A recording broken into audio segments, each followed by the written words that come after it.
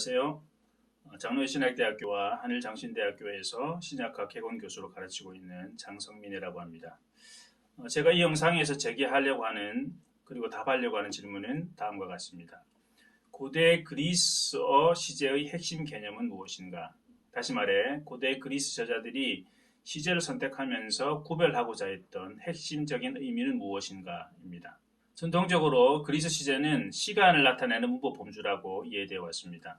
그리고 이러한 이해는 최소한 아리스토텔레스까지 소급이 되죠. 하지만 19세기 이후부터 최근까지는 악치온스 아르트, 즉 동작의 종류 혹은 동작의 유형을 시제의 핵심 개념이라고 여겨왔습니다. 예를 들어서 현재 시제나 미완료 시제는 진행적이거나 반복적인 동작을, 부정과거로 번역되는 아오리스트는 일회적인 동작을 표현한다는 식으로 설명을 해왔습니다.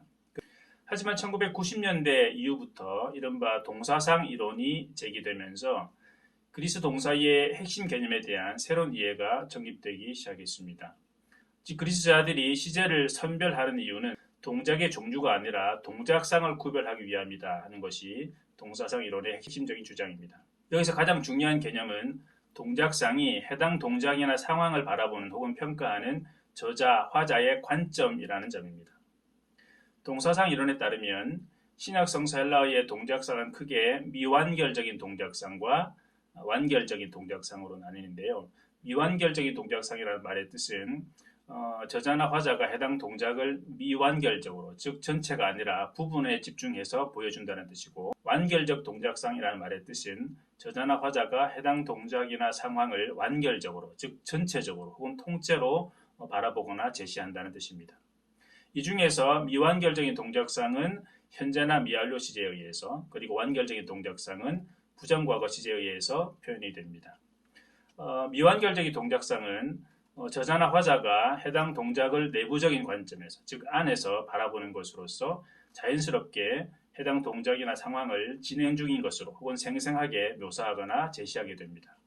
반면에 완결적인 동작상은 저자나 화자가 해당 동작을 외부적인 관점에서, 즉 밖에서 바라보는 것으로서 해당 동작이나 상황을 단순히 혹은 통째로 혹은 전체적으로 파악하거나 제시하는 것입니다. 많은 학자들은 이를 퍼레이드를 중계하는 방식에 빗대어서 설명하곤 합니다. 예를 들어서 퍼레이드를 전하는 기자가 중계용 헬기에 탑승해서 퍼레이드 장면을 전체적으로 혹은 통째로 바라보면서 외부적인 관점에서 그것을 중계할 수도 있고, 직접 현장에 나가서 내부적인 관점에서, 전체는 아니지만 어떤 부분에 집중해서 그것을 생생하게 현장감 있게 묘사할 수도 있겠죠. 중계용 헬기에 탑승해서 퍼레이드를 전체적으로 묘사하는, 전체적으로 보여주는 방식을 부정과거라고 한다면, 현장에 직접 나가서 내부적인 관점에서 어떤 부분을 생생하게 현장감 있게 묘사하는 것을 현재나 미완료라고 할 수 있겠죠. 단순화시켜서 말씀드리자면 이러한 시제 차이는 독자나 청중이 각 동작들마다 서로 다른 거리감을 느끼게 하는 그런 효과가 있습니다. 부정과거는 어떤 동작이나 상황을 전체적으로 묘사하기 때문에 자연스럽게 상대적으로 먼 느낌 혹은 멀리 있는 느낌을 주게 한다면, 현재나 미완료는 내부적인 관점에서 어떤 동작이나 상황을 생생하게 현장감 있게 묘사하려고 하는 시제이기 때문에 상대적으로 그 동작이나 상황은 거리감이 가까운 그런 느낌을 받게 되는 것이죠. 이와 같은 이해는 본문을 분석하는 데 있어서 매우 중요한 의미를 갖게 됩니다.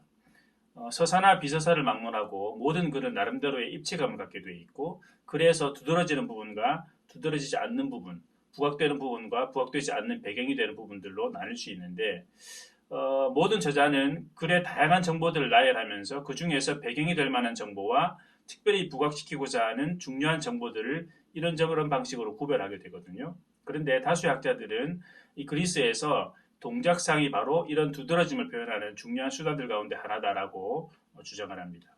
서사문을 예로 들자면 부정과거 시제는 이야기의 계율을 멀리서 전체적으로 제시하는 느낌이고, 현재나 미완료 시제는 이야기의 세부적인 내용이나 독자나 청자가 특별히 주목해야 될 내용을 부각시키고 독자들이 더 가까이에서 그것에 주목하도록 하는 그런 유도하는 역할을 하는 것입니다. 예를 들어서 마가복음 1장 14절은 요한이 체포된 후에 예수께서 갈릴리로 오셔서 하나님의 복음을 선포했다 이렇게 서술하는데, 여기서 오셔서라고 번역된 동사는 부정과거고 선포했다라고 번역된 동사의 시제는 현재입니다. 따라서 이 말을 처음 들었던 그리스 독자들은 마가가 예수가 갈릴리로 오는 장면은 멀리서 전체적으로 보여주고 하나님의 복음을 선포하는 장면은 가까이에서 생생하게 보여주려고 했다고 이해했을 것입니다. 이처럼 그리스 시제가 구별하는 동작상은 서사문을 보다 생생하게 그리고 생동감 있게 파악하는 데 큰 도움을 줍니다.